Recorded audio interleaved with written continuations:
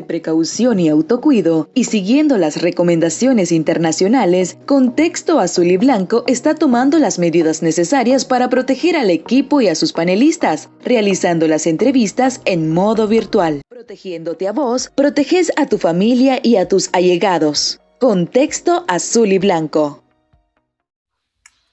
Buenas tardes y bienvenidos a Contexto Azul y Blanco, hoy 16 de febrero del 2021.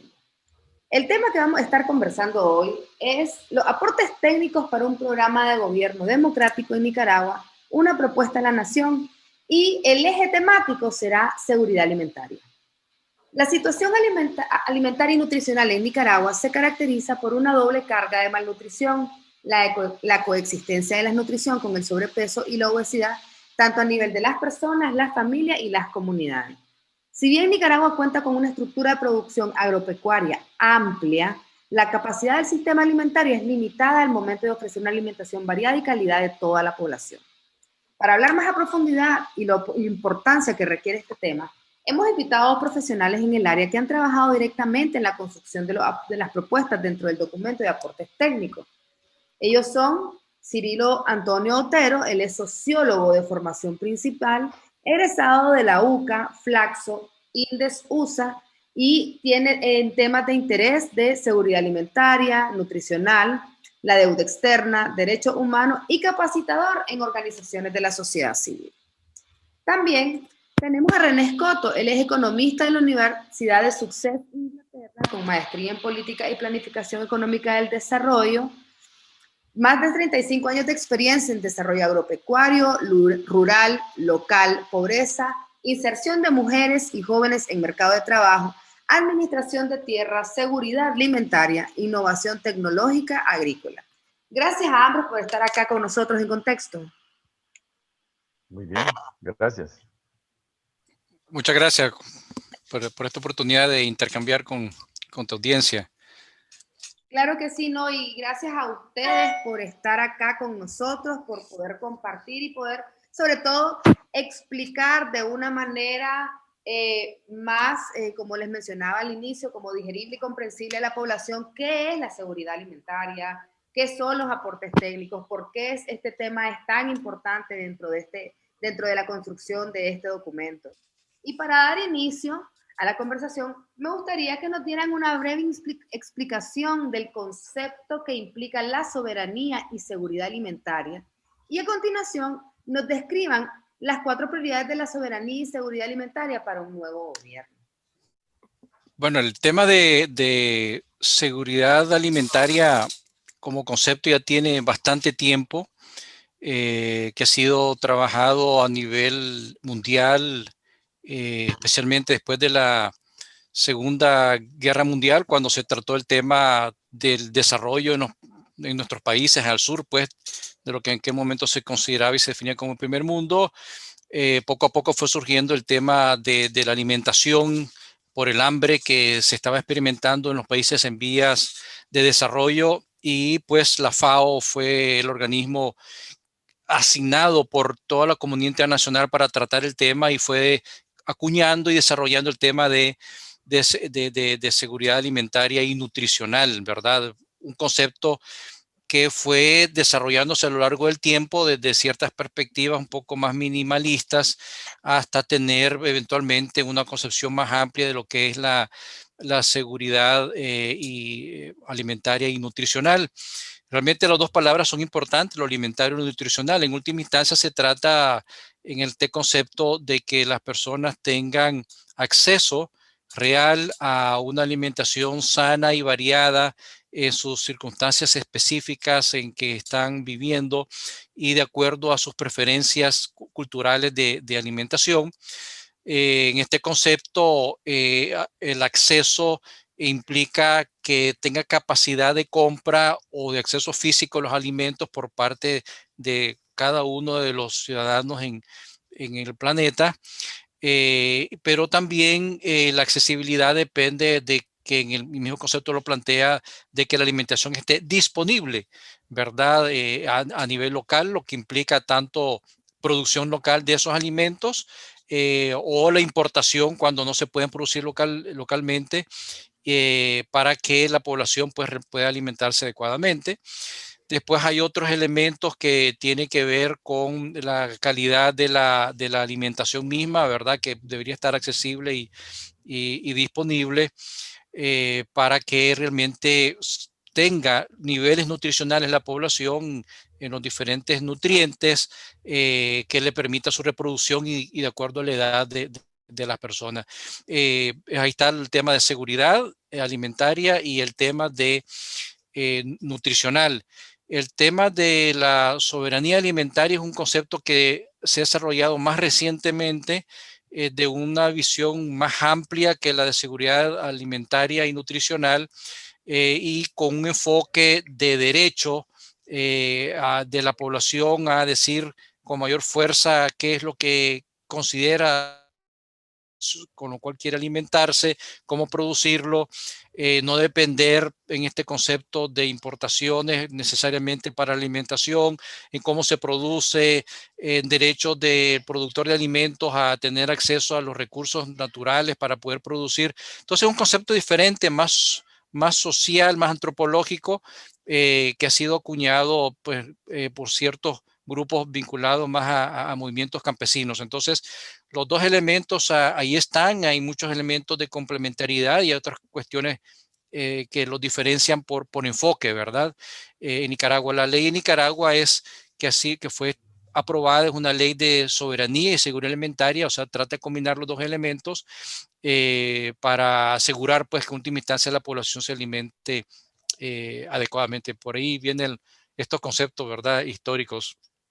Por supuesto, Me sí. parece que es importante diferenciar la producción de consumo del mercado interno de la producción agroexportadora. Nosotros tenemos, por así decirlo, la necesidad de poder introducir en la mentalidad de los tomadores de decisión la idea que muy frecuentemente ellos responden, las políticas públicas apoyan al sector campesino y confunden la agroexportación con la producción de consumo del mercado. Cuando hablamos de el consumo de mercado o para el mercado nacional, estamos hablando de frijoles, maíz, legumbres, hortalizas, fruta, cerdo, pollo, etcétera. Ese tipo de cosas que las consumimos diariamente todos los estratos sociales. Y la agroexportación es solo café, azúcar, minería, pesca, banano y esas cosas que se exportan, pues que no se queda en el mercado nacional. Creo que ese es un elemento muy importante para interpretar que durante muchos años hemos estado equivocados administrando eso que acaba de explicar René muy bien, todo el origen y todas las condiciones que debe de tener el concepto de seguridad alimentaria nutricional. Muchas gracias, René, muchas gracias, Cirilo.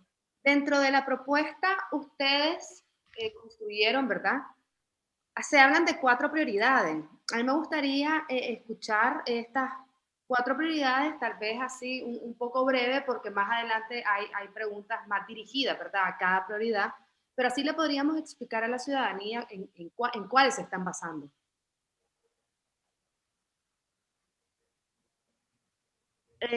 René, estás en mute. El programa tiene 4 objetivos. El primero tiene que ver con la reducción de la prevalencia, ¿verdad? Del hambre que ocurre cada cierto tiempo, el hambre estacional, reducir eso y al mismo tiempo la doble carga como problema que se tiene en el país con relación a la malnutrición. O sea, hay personas que están subnutridas y hay personas que están malnutridas. Y esto se diferencia por grupos poblacionales en el país. No es lo mismo exactamente el tipo de dificultad alimenticia que puede tener los trabajadores agrícolas, por ejemplo, en los sectores del café, que lo que pueden tener los trabajadores urbanos, de lo que pueden tener pobladores en el trópico seco. Entonces hay problemáticas alimenticias particulares, pero se trata de reducir eso como primer objetivo y que tengan acceso, pues, estos sectores a los alimentos nutritivos. El segundo objetivo es por el lado de la producción, en lo que estaba mencionando Cirilo, es decir, quienes producen alimentos en Nicaragua son pequeños y medianos productores, también hay grandes productores produciendo otro tipo de ciertos alimentos con escalas mayores, como el caso del arroz, pero los granos básicos, ¿verdad? El frijol, el maíz, son pequeños y medianos a lo largo y ancho del país. Y el reto es, y lo que se pretende, es que puedan producir de una manera sostenible, que les genere suficientes ingresos, que produzcan alimentos diversificados para la población, evitando y reduciendo al máximo lo que se pueda, lo que es el desperdicio, pues, en todo ese proceso productivo. Entonces, el segundo objetivo tiene que ver con la oferta, con la producción, la que no se limita, como bien dijo Cirilo, a lo que uno generalmente piensa, la producción agroexportadora, ¿no?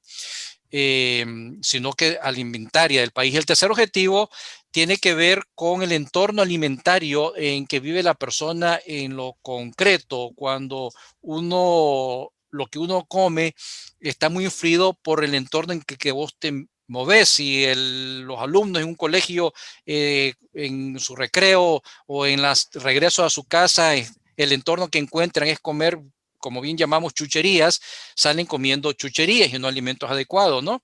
Si en el entorno en que vivís a nivel urbano te permite o no acceder a supermercados o a los mercados a comprar alimentos más balanceados, pues entonces podría salir comiendo alimentos más balanceados. Y si en el sector rural vos solo podés tener acceso a la producción de alimentos básica, pero algunos limitados a tu finca, entonces ese entorno es lo que influye mucho en lo que salís comiendo, si tenés o no posibilidad a ir a un centro o una pulpería cercana o un lugar donde puedas variar el acceso a otros alimentos, eso influye. Si en tu entorno, muy adentro en Mulucucú, lo que vos tenés para beber muy disponible es Coca-Cola, salís tomando Coca-Cola y no leche, porque si esa no está ahí muy accesible, es lo que salís haciendo. Entonces, el tercer objetivo tiene que ver con el entorno alimentario, mejorarlo en las personas, en sus lugares concretos, y que tengan accesibilidad a esa variedad de alimentos que realmente sean nutritivos. Y el cuarto objetivo tiene que ver con la parte institucional y organizacional, es decir, el establecimiento y que tenga una vida real en el país, de mecanismos que traten el tema de la seguridad alimentaria. Por ejemplo, la alimentación escolar, que existan los mecanismos que tienen que ver con que la merienda llegue, ¿verdad?, en la forma adecuada a los niños en las escuelas públicas. Puede darse otro tipo de mecanismo social, muchos ya están establecidos en la ley de soberanía y seguridad alimentaria, pero pueden mejorar, si esa es la propuesta, que le permita a sectores urbanos asegurarse que el entorno alimenticio sea adecuado en sectores urbanos específicos, ¿verdad? Pero también a nivel nacional hay temas que hay que abordar institucionalmente sobre seguridad alimentaria. Por ejemplo, a comisiones nacionales que abordan la temática de que la producción agropecuaria tiene que tener una gran proporción de esto, la producción alimentaria, y no tanto, no es que no sea importante, pero esa concentración, pues, en los rubros de agroexportación que mencionaba Cirilo. Esos son, digamos, los 4 grandes objetivos de la estrategia propuesta. Muchas gracias, René. Y pasando ya a, como les mencioné inicialmente, más directamente a las propuestas. Con respecto a la prioridad 1, relativa a mejorar la nutrición, sobre todo en la población infantil, y conociendo los altos niveles de diabetes en la población en general, ¿cómo visualizan el rol de las instituciones del sector salud para hacer un mayor seguimiento a la calidad nutricional de los alimentos que se comercializan en el país? Por ejemplo, María Ángeles, hay una política o una práctica que se le ponen aditivos a ciertos productos, a ciertos alimentos o alimentos accesorios que tienen que llegar a la ingesta comunitaria o a la ingesta de las unidades familiares. el caso de la sal, del azúcar y de otros productos. Necesitamos que esa aplicación de algunos minerales que hacen falta en el proceso de nutrición o en ese contexto de nutrición deben de estar presentes en alimentos que posiblemente que debamos tener el concepto de que todos en la población vamos a consumir ese producto. Me refiero, y repito, sal, el azúcar, pueden ser elementos muy importantes. Hasta hoy se sabe que hay aplicación de estos minerales en forma aditiva, pero no hemos todavía confirmado, comprobado que eso tenga sostenibilidad. Por ejemplo, Nicaragua aparentemente, o aparece, más que aparentemente, aparece en los cánones internacionales ser uno de los países en América Latina con mayor porcentaje de desnutrición y de nutrición, los dos elementos de las nutriciones, crónica y aguda. Entonces, tenemos un problema que hay que recordar dónde comienza el proceso nutritivo. Fundamentalmente comienza del cero día de nacido a 5 años. Entonces, ahí debemos de lanzar todos los esfuerzos básicos, ¿verdad? Para que el niño y la niña y las personas en general puedan tener un desarrollo óptimo en su cerebro y en su organismo, por ejemplo. Pero también se necesita que los procesos de nutrición continúen a lo largo de la vida. Pues, se necesita vivir en una constante nivelación de los productos. Por ejemplo, es importante recordar que esta prioridad 1, nutrición, tiene algunas características interesantes. Toca lo cultural. Nosotros tenemos una cultura alimentaria, podemos tocarlo más adelante, bastante deficiente. Y toca también la educación alimentaria. Cuando decimos, por ejemplo, en algún tiempo un gobierno dijo que estaba educando para la vida. Educar para la vida no solamente es enseñar a sumar, a restar, a multiplicar y a dividir. O historia. Educar para la vida significa que los niños, las niñas, los jóvenes, los adolescentes conozcan hasta cómo deben de comportarse para cruzarse una calle, cómo deben de comportarse en sus alimentos. Eso que explicaba muy bien René, la comida, yo le digo la comida chatarra, esas cosas que son alimentos que no tienen nada nutritivo. Pero claro, la industria alimentaria en el mundo es enorme. Es como la industria de la medicina o de los laboratorios de medicina. Son enormes, son grandes monstruos que producen enormes cantidades de bienes alimentarios. Y entonces ahí es donde hay que enviar mensajes de educación. En Nicaragua tenemos el defecto que nadie forma. El MINSA lo ves vos en la calle solo cuando hay emergencia, pandemia o crisis de salud.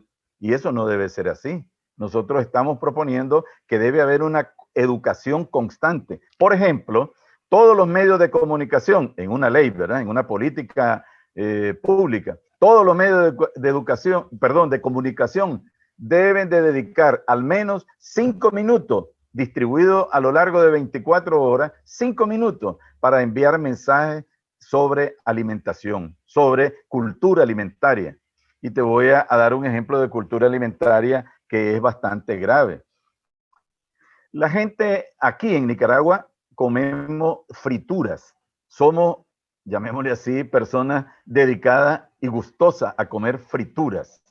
Por ejemplo, el frijol lo cocemos en la mañana, luego lo freímos, ya cocido, ¿verdad? Lo freímos, al mediodía lo volvemos a refreír, volvemos a usar aceite y en la noche para hacerle gallo pinto, otra vez aceite. Eso es una forma del conocimiento de la cultura alimentaria que es incorrecta, no es nutritiva. Y el otro ejemplo, rápidamente, para darle espacio a René, es que comes frijoles y estás tomando café. El café es un producto inhibidor de el hierro que te genera, que te produce o que te oferta los frijoles. Cuando vos comes frijoles, estás también consumiendo, evidentemente, hierro, que es muy útil para que tu organismo trabaje coordinadamente y saludablemente. Si le aplicamos café, bueno, lo inhibimos y lo que hemos comido es un bagazo. Entonces, yo creo que en el sentido de esta primera prioridad, lo más importante es, todo es importante, pero lo clave está en informar constante y sistemáticamente a la gente. Ahora, ¿qué hemos hecho? Organismos no gubernamentales nos hemos dedicado a enviar mensajes, pero eso no abarca a toda la población. Esto debe de estar ligado con una política pública que pretenda cambiar el índice de desnutrición o malnutrición que tenemos en el país.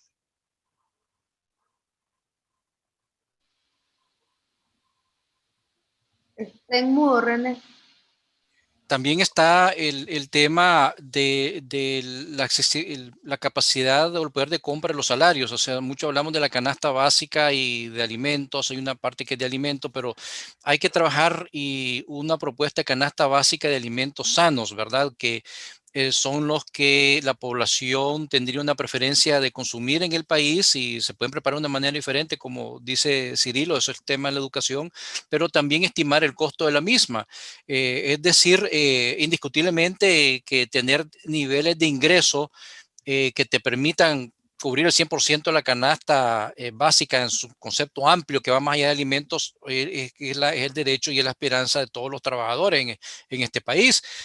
Pero hay muchas cosas que se pueden hacer definiendo una canasta básica de alimentos sanos que estarían ahí disponibles y que con educación vos pudieras realmente cubrirlo por parte de los trabajadores y para sus familias. Entonces, está el tema de la estimación y los elementos culturales. Esto obviamente pasa por toda una voluntad política del sector público de realmente, con todas las políticas públicas, incluyendo el sector salud, el sector de protección social también, ¿verdad? De sistemáticamente promover una nueva forma de alimentarnos. Eso es completamente posible. Cómo nosotros nos alimentamos y qué nos gusta está influido y no nos damos cuenta, pero por una cantidad de propaganda tremenda que nos inunda todos los días a comer la comida chatarra, como dice correctamente Cirilo. Igualmente, se puede tener una campaña educativa adecuada y hacer lo que en otros países se hace, que se dice, usted come esto y es dañino para su salud, ¿verdad? Eso es perfectamente válido. En los países desarrollados se está dando un fenómeno tremendo, diabetes en los niños, algo impensable. ¿Y a qué se debe? Que se quedan en la casa y pasan comiendo alimentos que no son nutritivos y el montón de gaseosas que tienen un montón de azúcar y les da diabetes. Y se está contemplando poner impuestos allá a las bebidas gaseosas. Aquí podría ser interesante considerar impuestos a ciertas bebidas gaseosas que no alimentan a los niños y tener una actitud, una promoción diferente de alimentos nutritivos y palatables que realmente le puede gustar al niño y a la familia en los sectores urbanos marginales de alimentarse con ellos, ¿no? Entonces, eso es lo que cabe dentro de esta idea, ¿verdad?, de primer objetivo. Muchas gracias, René, muchas gracias, Cirilo. Y continuando un poco con la conversación, actualmente el gobierno tiene un plan de nutrición en la escuela. O sea, ¿qué opinan ustedes de este plan y qué habría que mejorar de este plan? Difiero de que tenga un plan de nutrición. Efectivamente, lo que tiene el gobierno es un plan de alimentación muy mal constituido, muy mal elaborado y además está vinculado con mucho populismo. O sea, la fotografía se está bajando, dice salen unas fotografías bonitas y se están bajando los granos para la alimentación de los niños, pero no hay un concepto de nutrición, como lo ha explicado René. El concepto de nutrición va más allá de ese montón de productos físicos que puede estar en tu plato. Por ejemplo, en este concepto están relacionados las combinaciones. Las combinaciones son importantes. ¿Qué es lo que toman los niños cuando comen frijoles en las escuelas? En ese caso de alimentación y que no es nutrición. Bueno, los niños toman avena o algún otro producto, no sé si pinol o café, etcétera, pero no se preocupan por que se atrape el, el hierro. Por ejemplo, lo ideal, lo que se recomienda nutricionalmente es que vos debes de comer frijoles con una limonada, con un cítrico, pues.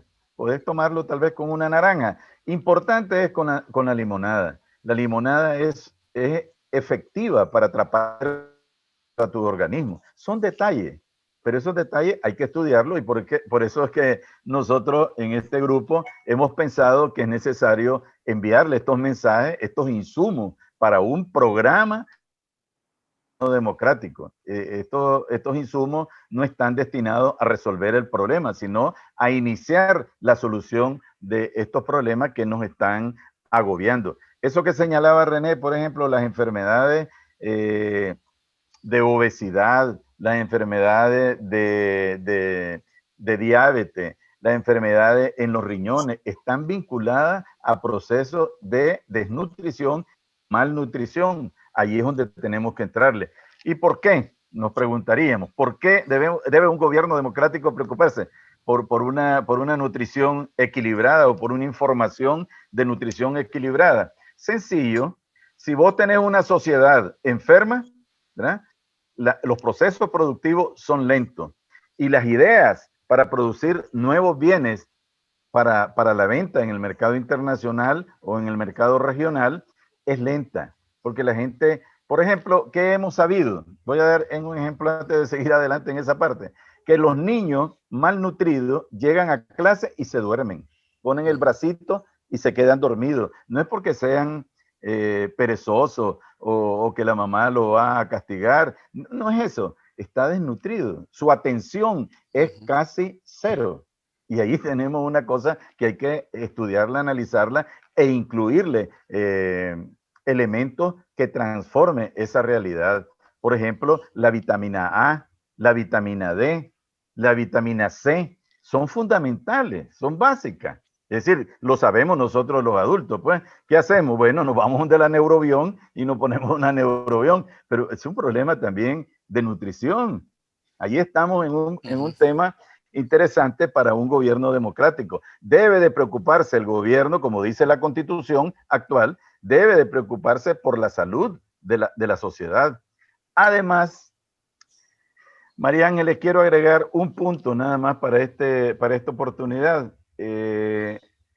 Cuando nos enfermamos por razones de malnutrición o de mala alimentación, vamos a los hospitales y vamos a los centros de salud.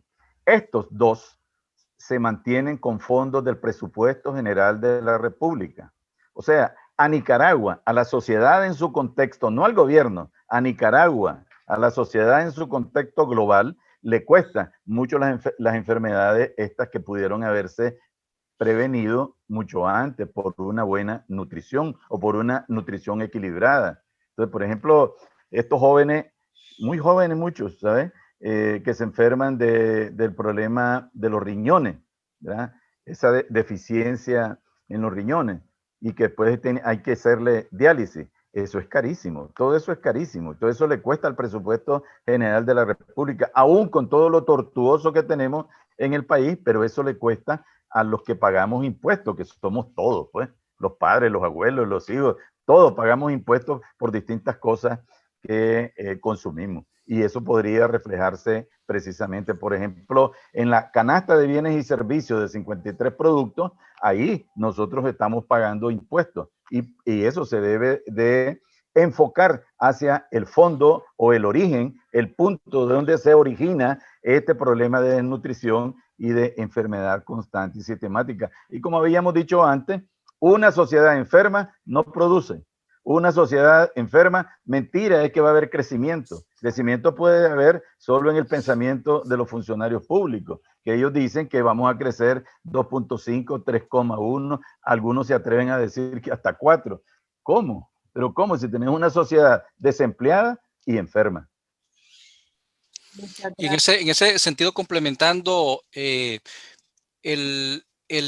idea es que en la comunidad educativa, en las escuelas, se empoderen del tema de la nutrición, como dice Cirilo. Es decir, los padres de familia, con los profesores y otros actores locales, proveedores de alimentos a nivel local estén empoderados y conscientes de la importancia de la nutrición de los niños en las escuelas. Mucho se justifica con que la alimentación, la merienda va a asegurar asistencia de los niños a las escuelas y hay relaciones que sí, motiva la asistencia de los niños a las escuelas, pero es una visión minimalista la que se ha estado implementando. Tiene que ser integral con los padres de familia, la alimentación y la nutrición integral del alumno, el tema del agua, accesibilidad al agua en las escuelas y el tema incluso de la higiene en la adquisición de los alimentos. Si los niños le llevan la merienda y no tienen higiene en cómo lo ingieren, y esto no es parte de una cultura fuerte en las escuelas, se llenan de lombrices.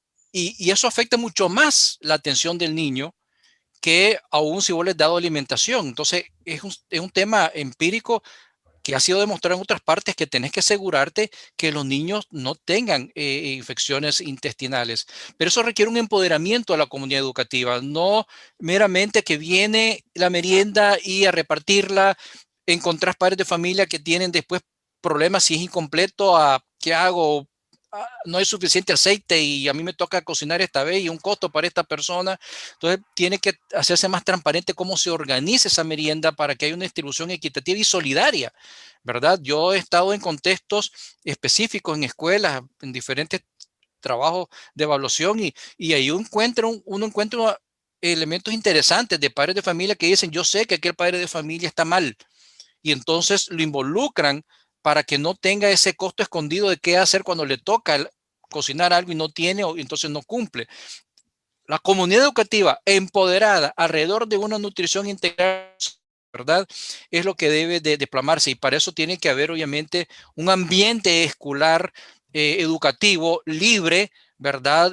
No influenciado por ideología política de ninguna especie que permita que realmente la solidaridad humana, la solidaridad de la familia sea en función de esa nutrición de los niños y no por otras razones, porque eso cuenta muchísimo, ¿no? Si vos te encontrás que en una escuela hay una cierta predicción ideológica, divide a las familias y lo que salen al final del día golpeados es el niño en tener la alimentación adecuada. Entonces esa visión integral, colectiva, la comunidad educativa, en lo que es la alimentación, la higiene, es importante promoverlo, ese empoderamiento de la comunidad educativa.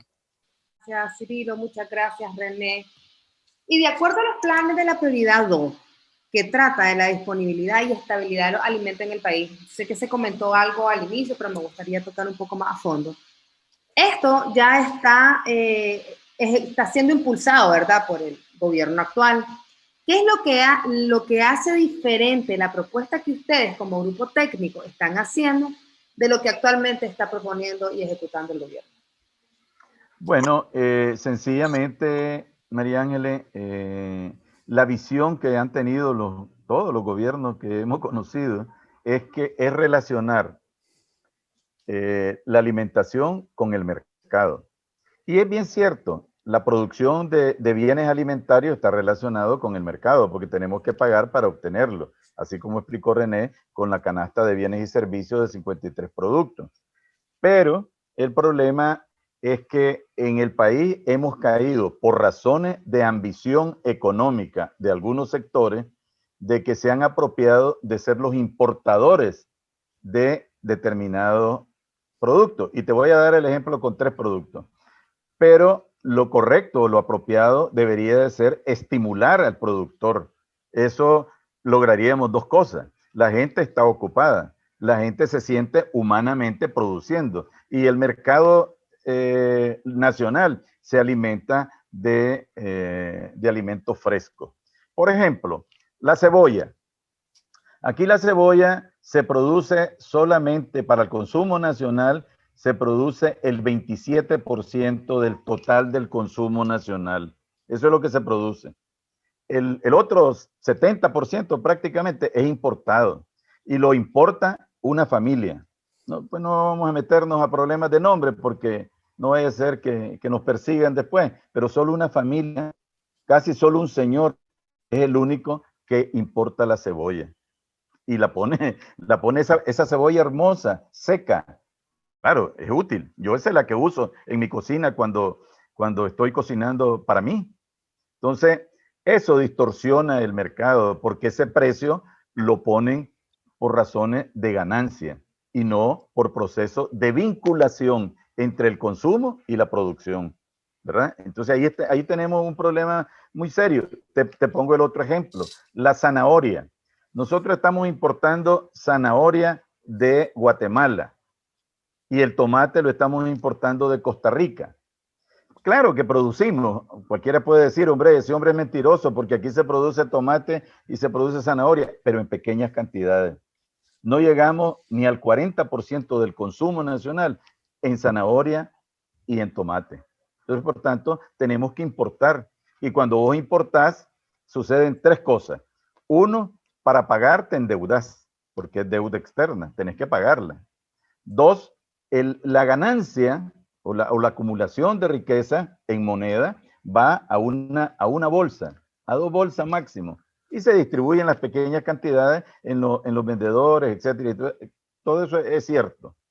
Y la tercera razón es que se sectoraliza, digamos, o se hace muy sectario el uso de zanahoria, por ejemplo. La zanahoria la gente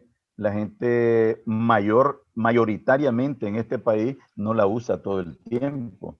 La usa allá en Navidad para hacer el relleno de la gallina. Se extralimita en la compra porque necesita echarle zanahoria.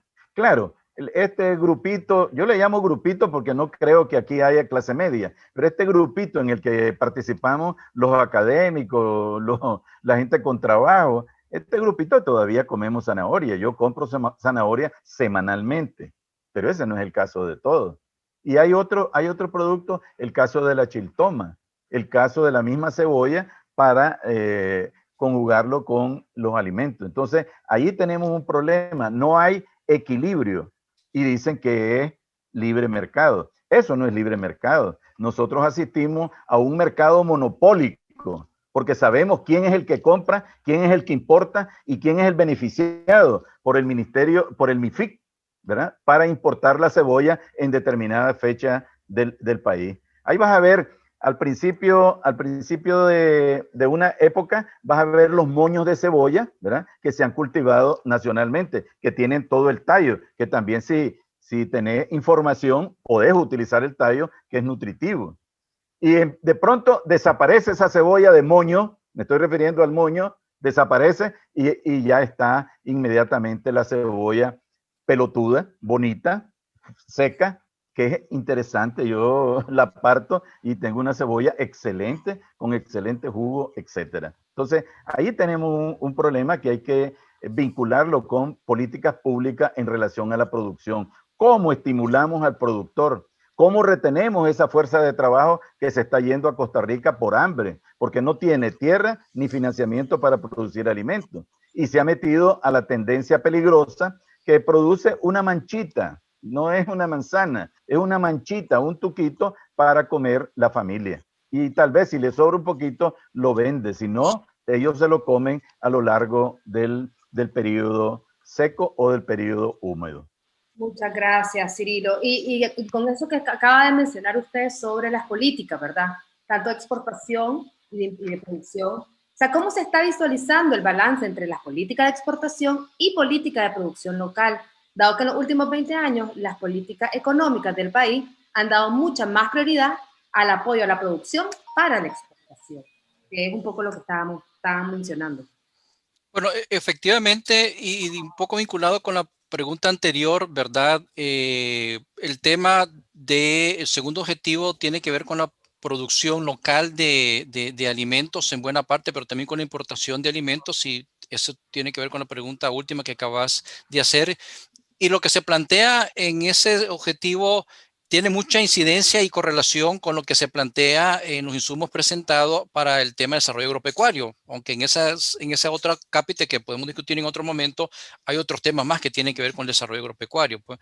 Y efectivamente, muchas de las cosas que tienen el objetivo de dos no son inventos, son temas que ya han sido trabajados, discutidos y propuestos por organizaciones internacionales, la FAO y otros, y han sido políticas puestas de una manera teórica en el país, y el Estado ha hecho algunas cosas aquí y allá históricamente relacionado con nuevas formas de producir, pero obviamente que no se han visto resultados masivos de esto, ¿verdad? Como se deberían de dar estos tipos de cambios. Pero el balance al que te referís depende un poco de los rubros, ¿verdad? Es decir, tampoco se está proponiendo una visión en donde el país tiene que ser autárquico, es decir, va a producir todos sus alimentos para la población y nada se va a importar. Eso no es real, ¿verdad? Hay una serie de alimentos que necesitas importarlo, pero es igualmente cierto que hay mucha capacidad en el país para producir nuestros propios alimentos, implementando un conjunto de políticas adecuadas para que esto llegue a darse. Hay casos interesantes que hay que reconocer, como es el arroz, ¿no? Es decir, se ha ido cambiando el balance entre el arroz importado y el arroz producido localmente porque hubo un esfuerzo que precisamente muestra cuando el Estado quiere hacer cosas se pueden lograr éxitos en la producción nacional. Siempre se importa arroz, pero ha habido un cambio, ¿verdad? Pues lo mismo uno se puede imaginar, ¿por qué no? Con relación a los otros productos de consumo local, ¿verdad? Los cuales no requieren mucha importación. Nicaragua va a tener un reto también con el Tratado de Libre Comercio, que ya terminó los años y ya ciertos aranceles ya se dejan de cobrar y puede tener ciertas implicaciones y las tiene en el sistema alimentario nacional cuando ya el maíz y otros productos alimenticios ya pueden entrar de una manera sin impuestos y el país no se preparó. Es decir, son en los últimos 10, 12, 14 años, ¿verdad? Podría haber habido esfuerzos sistemáticos que nos tendrían que haber puesto en este momento en una situación productiva diferente de la que estamos. Ahí ha habido una falla en la cual la responsabilidad es compartida, tanto del Estado, lo que dejó de hacer adecuadamente durante todo este tiempo, ¿verdad? Y que en un futuro el Estado se va a enfocar con los productores en implementar las políticas que promuevan esa producción alimentaria en el país, pero también una falla del sector privado durante todo este tiempo, ¿verdad? Para no ponerse a los niveles de productividad adecuada y dejaron pasar el tiempo. Pero ya estamos en estas circunstancias, ¿verdad? Y lo que se debe de buscar es ese balance donde corresponda, ¿verdad? Efectivamente, hay papel que puede jugar las importaciones de ciertos tipos de alimentos en ciertos momentos estacionales. La idea es que cuando exista un déficit en la producción local de alimentos, entre la importación, ¿verdad? Pero como dice Cirilo, si vos tenés intereses criados, si vos tenés situaciones oligopólicas en la posibilidad de importar alimentos, tenés al final distorsiones y rentas agrícolas que llegan a los importadores o otros actores, no por razones de eficiencia y servicio a la población, sino que por privilegio en la situación, en lo que está en el país. Entonces, esos balances está detrás esa serie de intereses que hay que transparentar, ¿verdad? Que hay que asegurar que el importador está bien, pero bajo estas ciertas reglas del juego que en última instancia beneficie la accesibilidad y a precios adecuados a la población.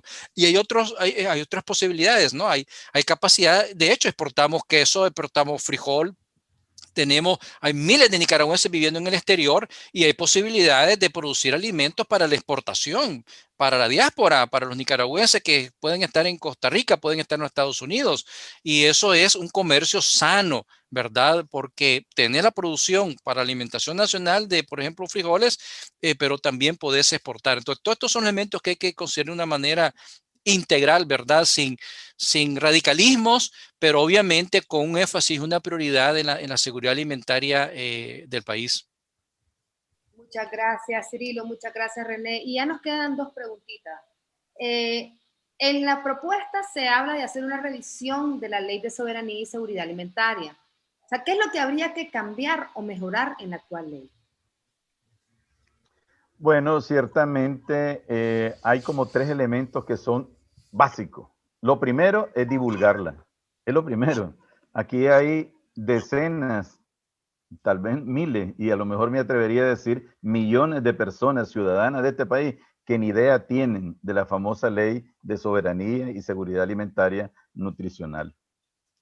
Claro, lo sabemos la gente que propusimos esa ley, porque esa ley fue propuesta desde la sociedad civil.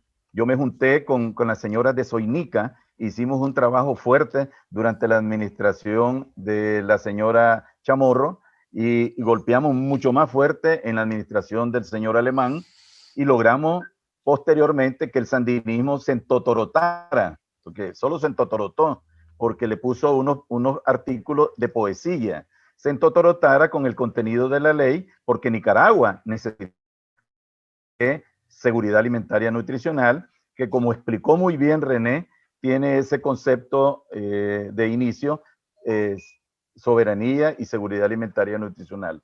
Sí, la soberanía vinculada con un poco que hay que producir lo nuestro tradicionalmente, pero con eso que dijo René, que me encantó mucho, las importaciones o la comercialización de bienes alimentarios en el marco del tratado del CAFTA, que es el Tratado de Libre Comercio entre Centroamérica, Estados Unidos y República Dominicana. Ahí va a poder entrar, después de los 10 años que tuvimos oportunidad de transformar nuestra realidad, ahí va a poder entrar libre, ¿verdad? Todos esos productos, no voy a mencionar ninguno porque son muchos productos que pueden estar en boga para entrar en juego. Entonces, yo creo que lo primero es precisamente informar a la gente sobre el contenido de la ley. Lo segundo es que la ley debe de tener instituciones dedicadas al cumplimiento de la ley. Por ejemplo, tradicionalmente, y esto yo creo que es importante decirlo, aquí ha habido un conflicto. Los amigos del Ministerio de Agricultura y Ganadería se creen los dueños de la ley y de la aplicación de la seguridad alimentaria, porque están relacionados con producción y entran en constante contradicción con los amigos del Ministerio de Recursos Naturales y el Ambiente, del famoso Marena, que el Marena no hace mayor cosa en este país. Debería de no existir ese ministerio, porque la flojera que tiene es terrible. Y luego entran en contradicción con el MIFIC, ¿verdad? Que es el que importa, autoriza que haya compra, busca el equilibrio que haya de producto, no del proceso productivo en el país, que es lo esencial. Por eso la propuesta nuestra, el análisis que hemos hecho, que un gobierno democrático en su plan de gobierno debe de tomar en cuenta estos insumos que hemos producido para que transforme ese comportamiento. El asunto no solo es llenarse de plata, el asunto también es tener una sociedad sana, como dice la descripción que tiene la FAO sobre la seguridad alimentaria nutricional. Dice que debe de haber una alimentación propicia para el momento adecuado y que produzca un organismo saludable. Eso dice. Yo estuve en la Cumbre Mundial de la Alimentación en Roma en 1996 y estuve en la segunda cumbre en 2001 para revisar en qué había avanzado. Muy poco. Lamentablemente los nicaragüenses hemos llegado con dos informes. Un informe que hizo el gobierno de la señora Chamorro y otro informe que hizo el gobierno del señor Bolaño. Y otro informe que hicimos la sociedad civil. Allí habían por lo menos 3.500 ONG de distintas áreas del planeta, de distintos sitios, de África, de Oceanía, de Australia, de América, etcétera, de Latinoamérica, etcétera. Y ahí se definió precisamente y se ratificó lo que es la seguridad alimentaria nutricional, que es un concepto equilibrado, es un concepto para personas pensantes y para personas que puedan evitar el egoísmo y la actitud loca de enriquecerse a costa de la desnutrición de la población. Entonces yo creo que por ahí andamos. Hay cosas que en la ley, obviamente que siempre se puede mejorar. La ley tiene muchas cosas buenas, ¿verdad? Indiscutiblemente. Sí, claro. Todo este esfuerzo que mencionó Cirilo, ¿verdad? Fue un esfuerzo social durante mucho tiempo y costó y se llegó a establecer. Inclusive el concepto de soberanía es muy válido, ¿verdad? Obviamente tiene que aterrizarse en condiciones específicas. Sobre el tema de soberanía, hay algunas interpretaciones quizás muy radicales en el sentido propositivo de que en última instancia son los productores directos de alimentos, pequeños y medianos productores, los que van a alimentar el mundo. Y eso tampoco es realista. pero indiscutiblemente que la producción alimentaria directa por pequeños y medianos productores en el campo tiene mucho potencial y hay que impulsarlo efectivamente porque lo que contrasta con la producción alimentaria industrial basada en químicos y todo lo que ya hemos criticado. Ese sector tiene que ser empujado. Aparte, mejorar la ley, que hay algunos espacios para contener, hay un tema del agua también que se puede mejorar en la ley, el acceso al agua, el tema de la higiene, ¿verdad? Hay cosas que se pueden mejorar en base a experiencia, pero fundamentalmente, lo importante a mí me va a parecer es que en un futuro, pues con un nuevo Estado, un nuevo gobierno, es que se va a aplicar la ley. Lo que no se ha aplicado en los últimos 10 años de manera efectiva, real y sistemática, eso es lo que se va a hacer. Vamos a aplicarla.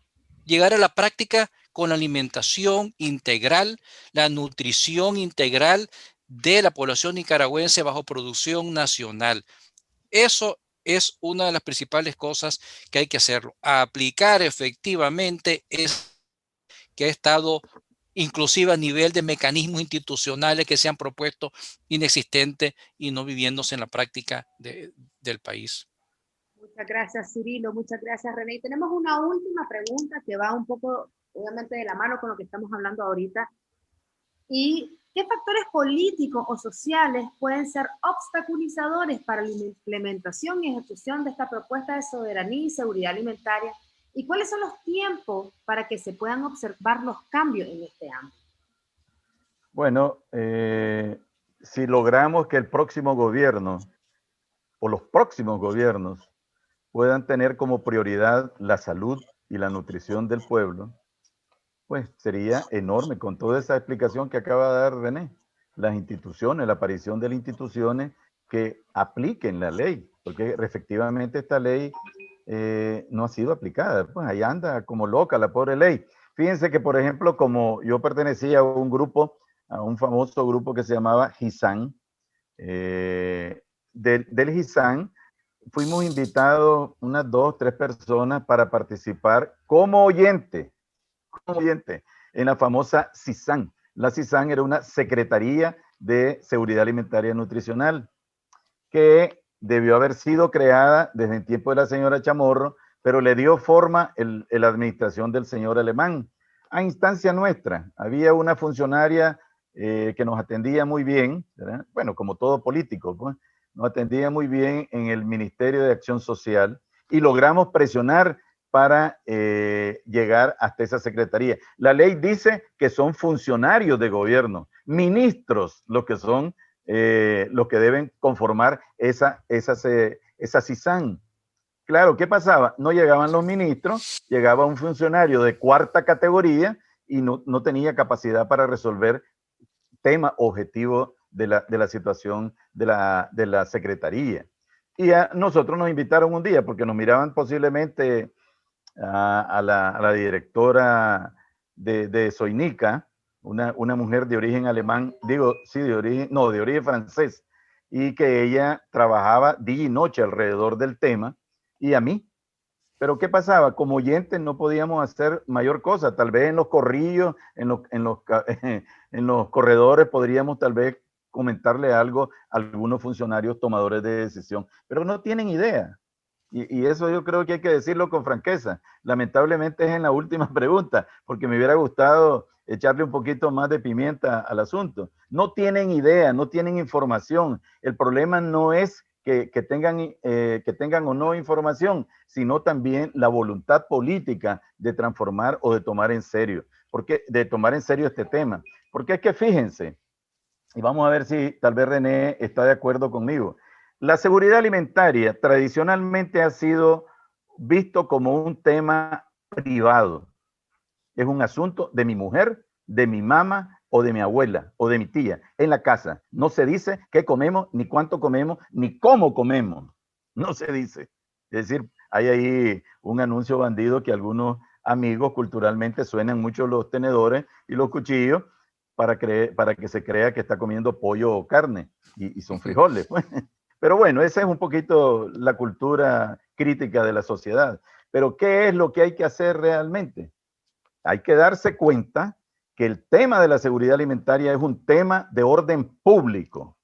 ¿Por qué? Ya expliqué al principio. Cuando la gente se enferma por razones de desnutrición o malnutrición, va directo a pegar al presupuesto general de la República. O sea, nos cuesta a todos, a todos. No es al gobierno, porque ahí tenemos una equivocación. La gente cree que le toca, que le cuesta al señor Ortega. No es al señor Ortega, ni a ningún gobernante. Es a la sociedad, que es la que aporta los impuestos. Y así se nutren los hospitales, los centros de salud, etcétera. Y mire, los hospitales, ¿cómo viven? Llenos. ¿Por qué? Porque la gente tiene una cantidad enorme de enfermedades. Y yo he platicado con médicos muy apropiados de su papel y ellos me han dicho, hombre Cirilo, ahí llega la gente por una diarrea que perfectamente la puede atender en su casa o en el centro médico del barrio. Y no va.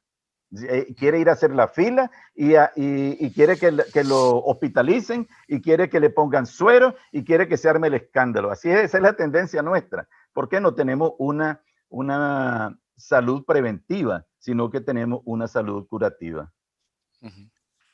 Muchas gracias, Cirilo Otero. Muchas gracias, René Escoto, por toda esta información, bien amplia, bien explicativa y bien fácil de comprender. Como mencionaron en algún momento, habemos algunas personas, algunos ciudadanos y ciudadanas que no teníamos conocimiento de esta ley, y es bueno saber que hay en existencia esta ley y sobre todo darnos cuenta de la importancia que requiere la nutrición, la alimentación. Una buena alimentación se ve también en los cambios en los ministerios de salud, en la economía del país, en exportación, en importación. Todo se complementa y esa importancia es la que debería de estarse viendo y priorizando en los gobiernos venideros. Agradecemos nuevamente sus comentarios, le agradecemos a las personas que nos están sintonizando y recuerden siempre enviarnos sus dudas, consultas y comentarios a los datos que aparecerán en pantalla.